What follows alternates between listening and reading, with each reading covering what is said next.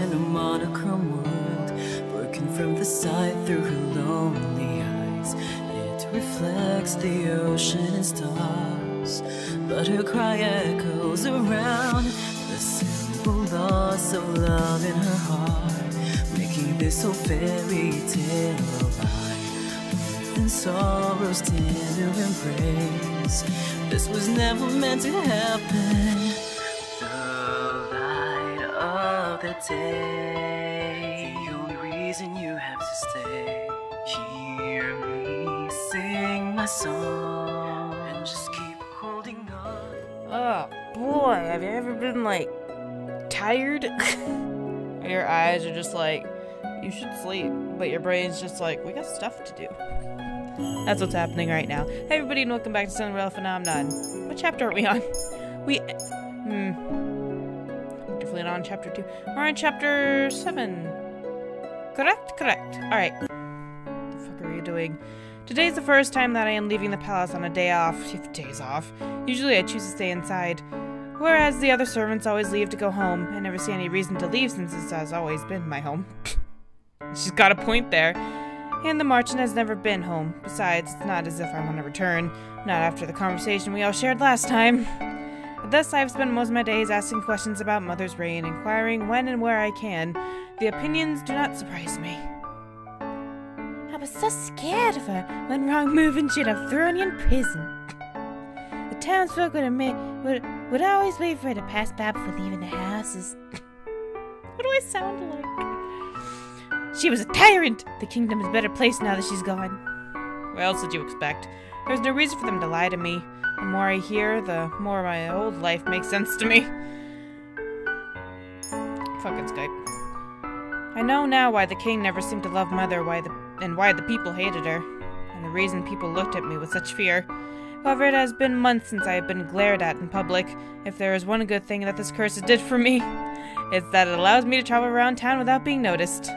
As Viorica's shops comes into view, my thoughts shift to the reasons I left the palace in the first place. We're gonna get some information. If Rod will not tell me anything, I'll have to ask Viorica. She must be related in some way to his curse. I pause outside the door to the toy shop. With a deep breath, I push the door open. Nobody likes a meddler. Don't pry. Oh dear. Nobody likes... no.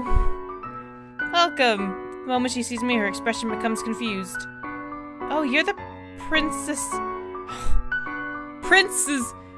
maid. Sexto, wasn't it? I nod at her.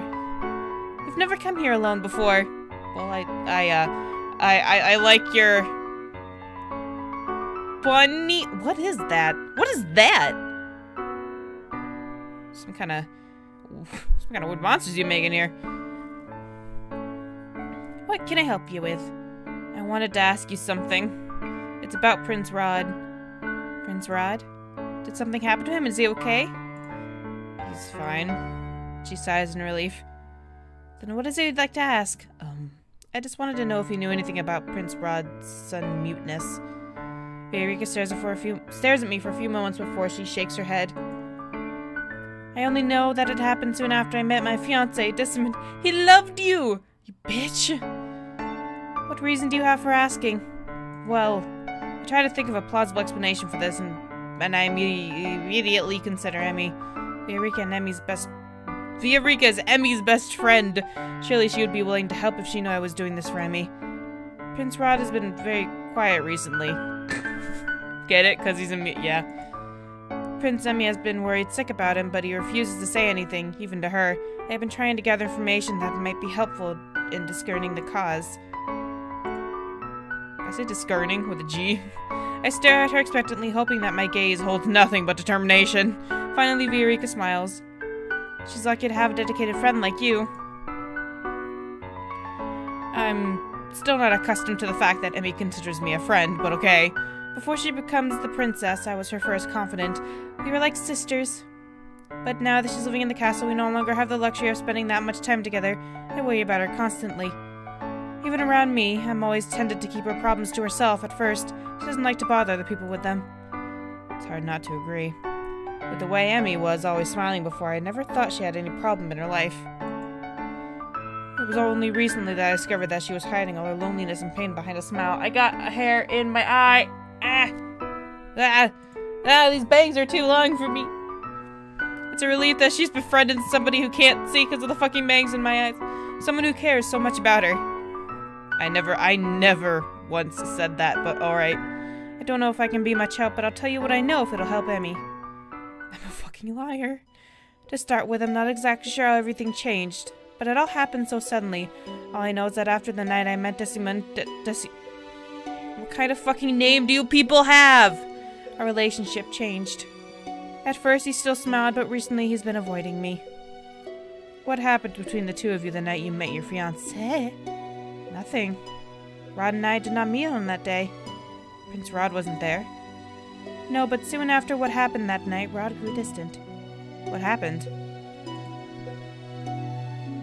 It was a stormy night, and I was heading back home. I took the route by the riverbank because it was the shortest route. Route. I'm between route and route because people pronounce it differently and it kind of just mixed together into one blob. It was foolish of me. The road was slippery and full of mud. I lost my footing and fell into the water. The waves were strong. Wait, what water? River, okay. The waves were strong and I was certain I was going to drown. I don't remember what happened in the darkness of that water, only that when I woke up my head was on Decimon's lap. That was the first time we met, but not the last. He carried me home and he came by every day as I was recovering. And then he came to visit me even after I had recovered. Try not to get my hopes up too much because what could this nobleman see in me? A mere commoner with weird blue hair and blue eyelashes, goodness girl. But I still ended up falling in love with him. You have no idea how happy I was when he said he loved me too. It was a dream come true. I didn't ask for your life story, girl! I asked about Rod. Of course, every girl dreams of marrying a prince. It was all in the fairy tales that I read as a child. None of that was all related to Rod. How does this relate to his curse? Like, me and Sexto, same wavelength right there. You said your relationship with Prince Rod changed after that night. What happened? Viorica sighs. I told Em and Rod about Decimon soon after the incident, and was happy that the two of us had fallen in love, but Rod didn't say much of anything. Sorry about that. That's when I noticed he started growing distant, and when I realized that he has also lost his Oh my god, he made a deal with a witch!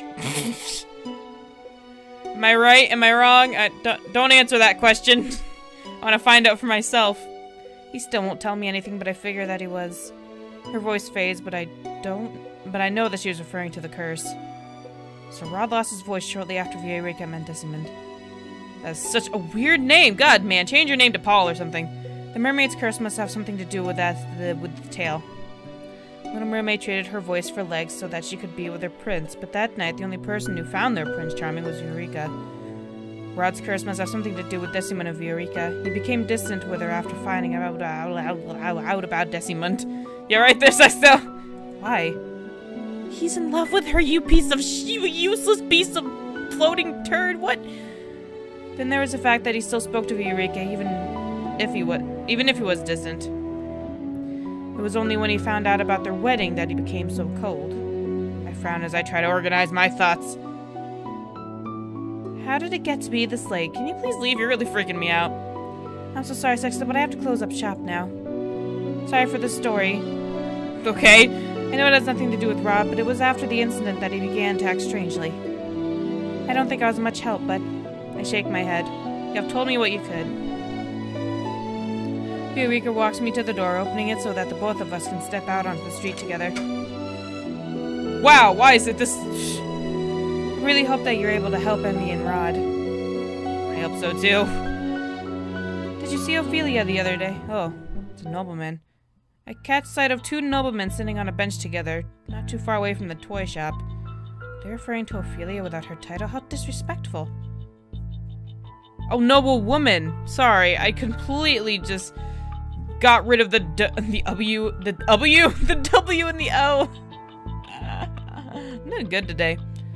Why would you have thought a peasant like her could almost look like royalty? Excuse me, that's my stepmom you talking about. But her dress, you look like a hooker. You look like, I don't know, just a normal woman. As the queen, she ought to be wearing silk rather than satin. Hold the fuck Sorry, that was my forehead on the microphone. It's just, who gives a flying shit? She could be wearing a paper bag and it wouldn't matter. So, I don't know why, but I bristle at their comments.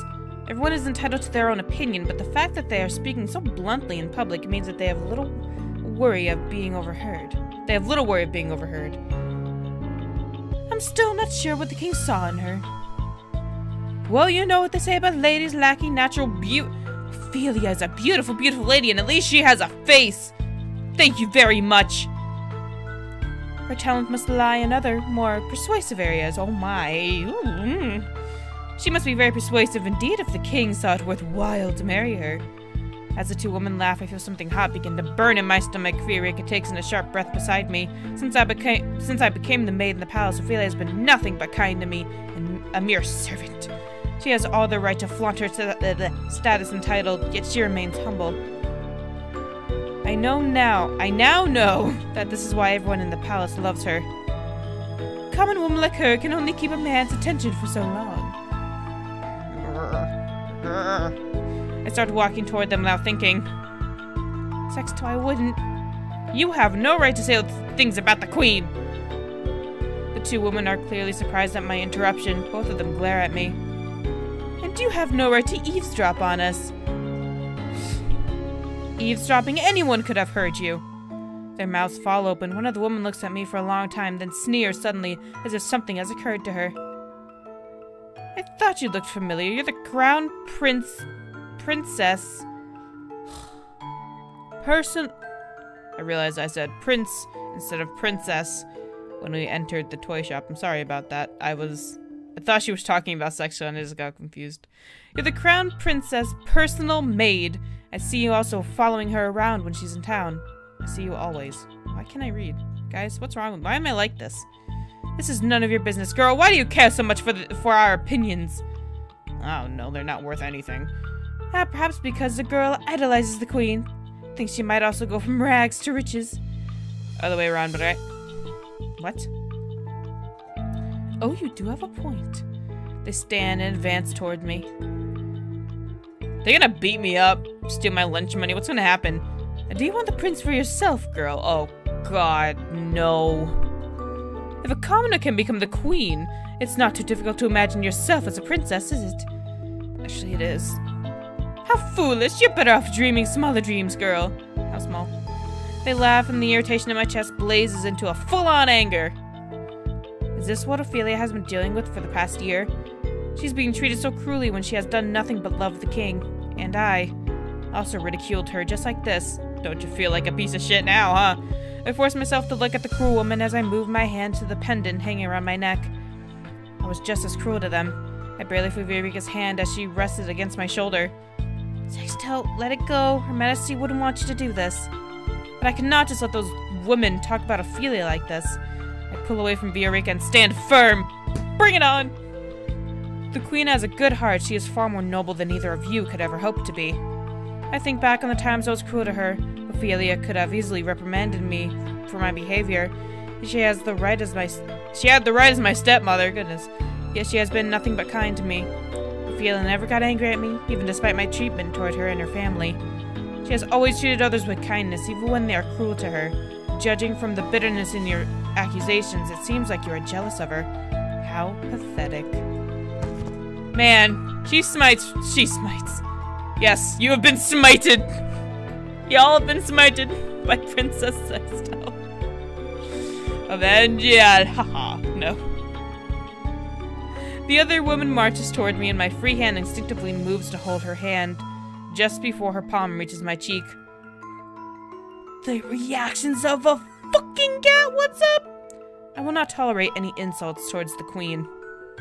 A soft light emanates from the pendant and I can only stare at it in shock. I got another good deed? Oh my, whoa. Amazing! That was a drink, sorry. By defending Ophelia, the woman snatches her hand away. How dare a peasant like you talk that way to us? Have you no manners? Have you no manners? I could ask you the same. What happened to yours? How dare you? Don't you know who we are, girl? Honestly, don't give a flying shit. I will see you pay for your impertinence. Do it, I dare you. Our words have far more weight than yours ever will. I will go to the king myself and tell him about how rude you were. Do it, I dare you. I can pass on that message myself. Sorry, I just got very giddy because he's been watching this whole conversation. He steps in and is like, yeah, okay. Tell me, I'll pass the message on. Go ahead, I dare you. I turn and see Rod walking towards us, his expression cold. The two noblewomen hastily curtsy. Look who it is! Your Highness. I heard it all. I heard it all, you faceless bitches. The noblewomen turn pale as Rod's eyes fall on them. Actually, we have an important dinner engagement. Yep, we do. The two noblewomen curtsy before quickly departing. What are you doing here without your guards, you piece of... What trouble have you gotten yourself into now? I was defending your mother. You're welcome. We're in chapter 7. Do not tell him. Oh, we're not gonna tell you. It's nothing. If you refuse to tell me what happened, I'll have to assume that the noblemen were telling the truth about you. Sexto has done nothing wrong. Listen here, boy. In fact, I think Sexto only did what you and Emmy would have done had you heard the awful things those women were saying about your mother. What? I heard her. She stood up for the queen when she didn't have to. Then why didn't you just say so? Would have you believed me? Rod drops his gaze from mine. Exactly. You never gave me a chance to believe you, did you? Oh. You would have believed me? How am I to know that? Rod is like a walking contradiction! Rod, the walking contradiction.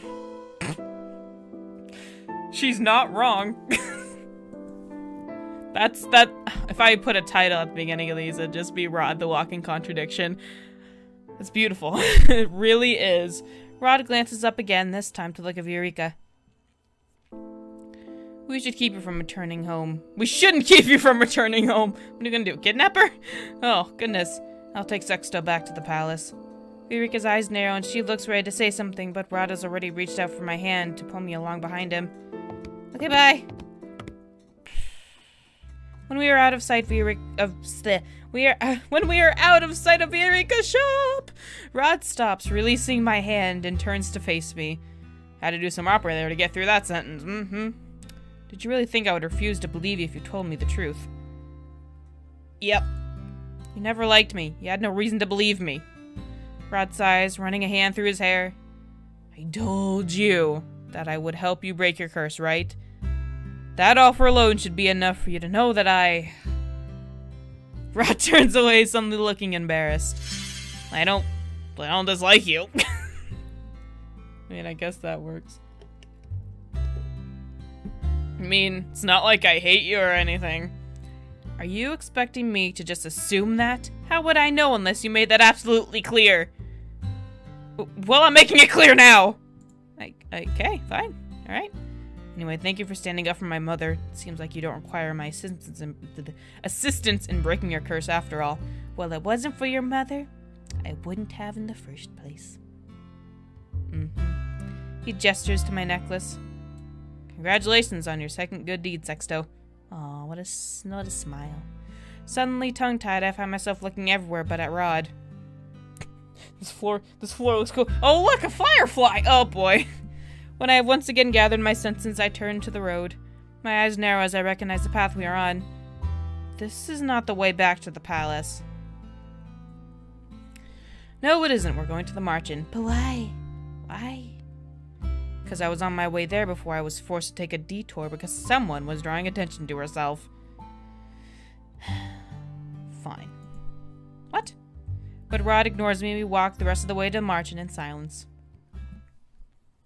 I miss Karma. Waltz is the only person in the reception room when we enter. Hey, baby. Prince Rod? Princess? It's a little late for you two to be here. I had meant to be here earlier, but somebody had to start a fight! Is Lady Parfait here? Waltz nods. I'll go get her. Wait here. Okay, bye-bye. You're cute. As soon as Waltz leaves us alone, Rod turns to me, his expression rigid. Rod steps closer and grabs my shoulder. What? What? That's not my shoulder, that's my arm. What? I wasn't able to say so earlier because we were out in public, but you should just know how much danger you're in now, and yet you thought it was okay to go around on your own. I thought this was over and done with. Why are you yelling at me now? It was my day off today. It's not unreasonable for me to want some time to myself. Time to yourself? Yes! Don't you understand the meaning of be careful? Why would you do something as foolish as going out into town alone? Well, I wanted a cupcake. I cannot help but bristle at his tone. Why are you so angry? Because you're... Rod trails off and looks away. Oh, yup. Cause you're family! You're my sister. Okay. See? Even he knows this. He knows it's wrong! So you're finally acknowledging me as family. I notice his cheeks turning red. To be honest, you're less of a family member and more of just... important. Okay, what the fuck does that mean? Okay, good, I'm important. To who? To you? I don't know.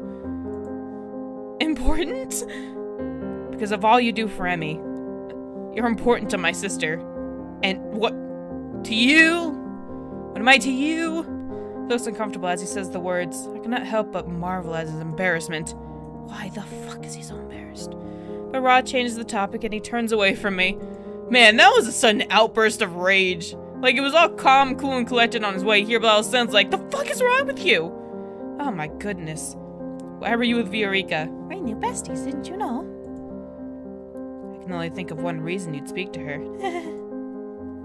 My curse. You thought you'd find about my curse through her. Maybe. I shrug.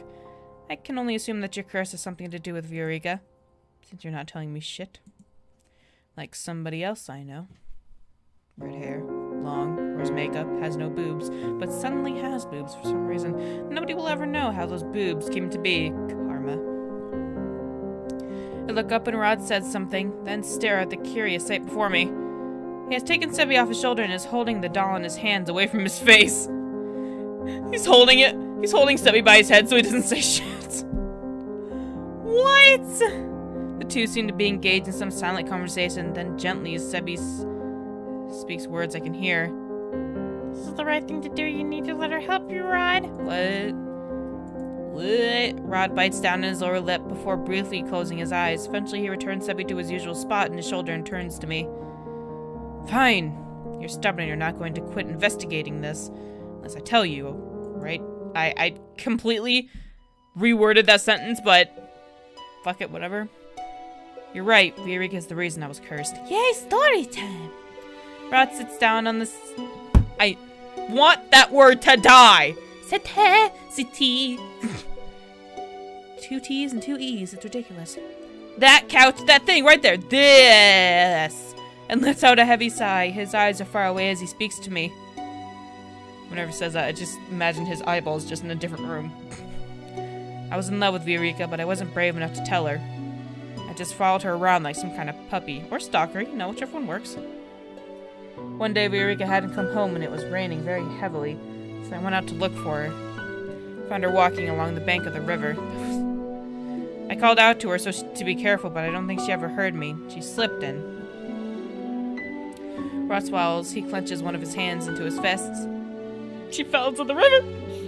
Oh, the day was so insane. I dived after her and somehow I managed to get both of us onto the riverbank, but it didn't look like Viorica was breathing. I didn't know what to do. I started panicking. I ran off to try and find help, but I couldn't find anyone in the storm. When I returned, she was gone. I rushed to her house and the doctor was already there attending to her along with Decimond. Oh no, you saved it, but someone else took the credit for it. Rod's gaze is vacant as he nods. When Viorica began to fall in love with Decimond, I felt helpless. Did you not tell her that you were the one who saved her? Why would I? Viorica was so happy believing that she and Decimond were fated to be together. I couldn't do that to her. But surely if you told her... Rod interrupts me. I want the people I love to be happy, damn it! I don't care if their happiness causes me pain. I'd rather bear that alone instead of bringing down those around me. I gotta sneeze. My chest aches as I watch Rod's face. I never would have guessed that Rod would be so selfless. But that didn't stop me from thinking that I could still make her love me instead. I decided to become what I thought Eureka wanted most, the Prince Charming of the fairy tales she so adored. But you're so short. Okay, he is wearing gloves. I keep forgetting. And so I asked a witch to turn me into one. She stole my voice in exchange. I fucking know it! Yes! So! Oh! I feel so good. Oh, that's great. That's good. I'm glad you did. Oh boy. That's my boy. Only then had I realized that she had inflicted the fairy tale curse upon me. The mermaid's curse. Okay, well that was like half right. Next day, the king turned up at our house proclaiming that he'd been looking for my mother for years and that he'd never stopped loving her. When the king married my mother, I became a prince. It was just as the witch promised. But it didn't matter. I didn't see it when I made the deal with the witch, but I couldn't be blind to it forever. Decimon and Eureka really do love each other. They make each other happy. Nothing I can do will ever change that. Not unless... Okay, get this. Decimon just kind of disappears. We can make another deal with the witch and just make him disappear. How about that? That'll work. Rod, You took forever. Where were you? Prince Rod? Oh, God. Parfait pauses in her tracks when she sees me. Have I interrupted something? No. Rod moves over to Parfait, but he stops to glance back at me. I won't be long. Parfait looks at Rod and then at me, her face puzzled, but she does not say a word as Rod and her leave the room. What are they talking about? No, I want to know! I want to know what you're talking about! Alright, fine. Not that I care. I did not get the chance to discuss Rod's curse with him later that night, nor did I get the chance to speak with Parfait and Delora about my suspicions of Alcaster. Days go by, but still I find myself overwhelmed by the preparations for the ball. Things become more frantic every day, making it difficult for me to have any time to speak with anyone. Eventually I decided to write a letter containing my suspicions of Sir Alcaster, and tell Parfait and Delora that I believe he might be the witch they're looking for. I also add that I believe Fritz might somehow be involved, though my suspicions are not as well founded with him.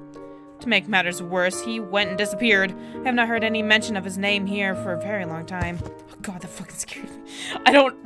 I don't know why that scared me, but it did. I wasn't prepared for it. I am forcibly pulled from my thoughts when I collide with someone. The linens I had been holding scattered over the floor. Excuse me, I did not. I look up and my voice trails off when I see who I bumped into. Lost in your thoughts. You look suspicious. Sir Mythros looks at me, something veiled in his smiling eyes.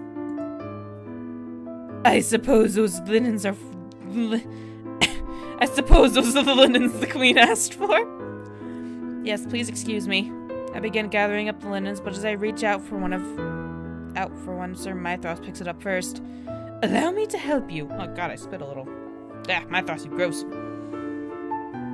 I'll be fine. But this was partially my fault. Let me assist you. I bite my lip and do not protest as Sir Mythros helps me gather the rest of the linens. I am contemplating my schedule for the rest of the day when I realize that Sir Mythros has been talking. Oh, sorry. I do not suppose you have any idea who that maid is. What? Maid? There was a cold amusement in Sir Mythros' gaze. Surely you have heard the rumor that the young prince has been seen with a royal maid somewhere around town. No idea who that could be. Rumor has it that Prince Rod has found love among the common folk, much like his royal stepfather has. Rod with a maid, as far as I'm aware, I'm the only maid he's been out with in town. The only maid he's been out with in town has been... I freeze as Sir Mythros straightens, patting down his cloth for dust before holding out some of the linens to me. If it is true, I wish him the best, though I wish he would be more discreet about it. A royal scandal's the last thing we need right now. Look at that side smirk. Look at that side smirk. I shakily take the linens from Sir Mithras as he inclines his head to me. Have a good day, Sexto. Oh, dear. I walk to the dining hall in a haze, my mind whirling with the implications of what Sir Mithras just said. I am sure it was those noblewomen who spread this rumor. They don't want to mess with me anymore, that's for sure. Holy shit. Sexto, thank you for bringing these to me. Just leave them on the table. Oh, sorry. I curtsy after placing the linens down on command. As commanded. If that is all. Sexto. I straighten at the tone of Ophelia's voice. When I look up, I see that her expression is carefully still. How do you guys not get annoyed by me and messing up words? I don't understand. How are you still here? I'm about to ask you something that you might not want to answer, but I very much hope you will. I will answer if I can. Good. Ophelia sighs as she sits down on one of the dining table's chairs and folds her hands on her lap. Okay. I've been trying to ignore it since palace gossip is mostly false, but I can't help my curiosity. I wanted to ask you about your relationship with my son! Huh? What? I understand that you and Rod were out together in town a few days ago. There wasn't a date or anything. Ugh. Ugh. Do I gotta explain the situation. Ma'am? If Ophelia asked me about these rumors, then I can only imagine what sort of story those women have made up. Oh my god. Prince Rod was... What? Prince Rod was just on his way... Prince Rod, it's an R. Prince Rod was just on his way somewhere where he chanced upon me. When he saw that I was in trouble with two noblewomen, he stopped to intervene, that is all. Rod said the same thing. Then why did you ask me, Your Majesty? To see what you thought about the situation. I don't think anyone should get a say in what your relationship with Rod is. My relationship with Rod? I like you, Sexto, and I'm certain that you're good for Rod. If I had my way, I would let him Mommy! Do you know who I am? Court you. I felt my heart in my cheeks. What the fuck? I feel heat in my cheeks as I trip over my words. The prince and I are not in a relationship. A member of the royal family cannot end up with a servant.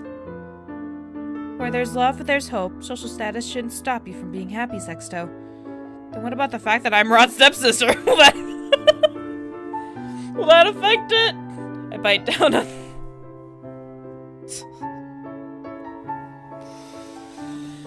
I bite down on that statement fiercely. I already know what role I am playing here. I cannot break it. Ophelia looks at me with a complicated expression before she sighs. I will not push you on this any further. But be careful, Sexto. Your closeness with my son and daughter has not gone unnoticed. What? I do not believe I'm limiting relationships because of one's status, but... I understand. I curtsy as I move toward the dining hall's entrance. What did Ophelia mean by that closeness not going unnoticed? Someone's been watching. Later that day, as I'm waiting out... Some kind of... There's a weird bug on me. Okay. Later that day, as I'm waiting outside the throne room for Emmy to finish one of her classes, two maids walk toward me and stop in front of me. You gonna steal my lunch money, are you? Sexto, isn't it? What is it? I've already finished all my tasks for the day. Oh, I'm sure you have. Probably rushed through all of them so that you could hang around Prince and Princess tonight. Funny, cause last time I recalled I was her personal maid.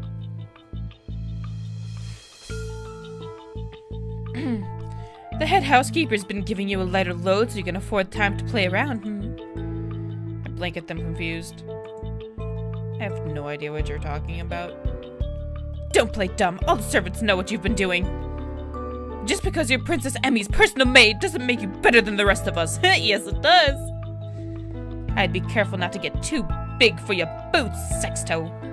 Are you threatening me? What if we are? Or you're not doing a very good job. Then I'd be very disappointed in you. Rod. Oh, okay. No, that's even better! High five, girlfriend. Sister, literally. Alright. But Princess Emmy, that's right. Emmy moves to stand beside me, a disapproving expression on her face. I did not expect such petty cruelty from the two of you. You should be ashamed of yourselves. Your Highness. You really do have a talent for getting yourself into trouble. I was literally just standing here. That's it. Can I not stand without being harassed? Can I not? Can I not live my life? No, because I'm in a visual novel. Rod pauses briefly, his eyes meeting mine for a second before he looks at the maids. Don't you have better things to do than bully my sister's maid? Seriously. We apologize, Your Highness. We'll be on our way. The two maids run off. Emmy turns to look at me. Are you okay? Just feeling used and abused, that's about it. I'm about to answer when I notice that Rod is abruptly walking away from us. I frown at his back. Stupid back. He had only just started being nice to me, and now he's back to acting like as if I do not exist. What did I do? Your mother ships us, by the way! Emmy puts her hand on my back and gently pushes me forward. You wanted to ask him something, right? I could see it in your eyes. Sorry, I had a hiccup. Emmy smiles as she pushes the door to the throne room open. I have a few more questions to ask my teacher. I'll be a while.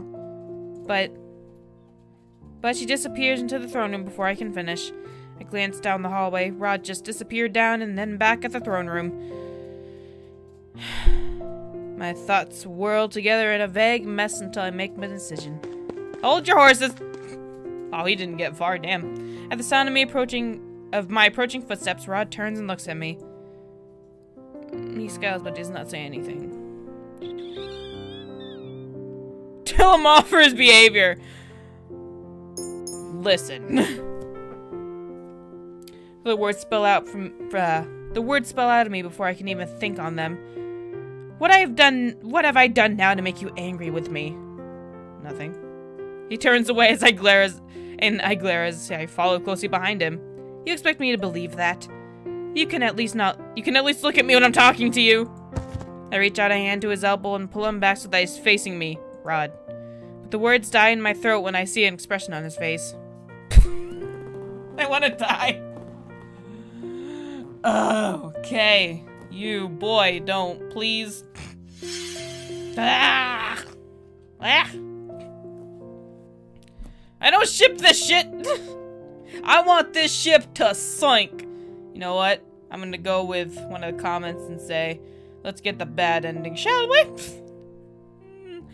My surprise causes me to release him. Rod quickly turns around and begins to walk away. Good talk. Good talk. I am left to stare dumbly after him. Dumbly a word? What is wrong with him? Normally he's not so afraid to speak his mind. I frown as I feel a dull ache throbbing somewhere in my chest. What kind of organ is doing that? Apparently my lungs are failing. What is this? Why do I feel sad? Normally Rod's distance doesn't make me feel like this. And yet now, am I really so sad that he does not want to speak with me? I shake my head and take a deep breath to still my mind. It's better not to think about it. Oh my god. Oh my god. Oh my god. You all just giant piece of shit. Oh. Wow.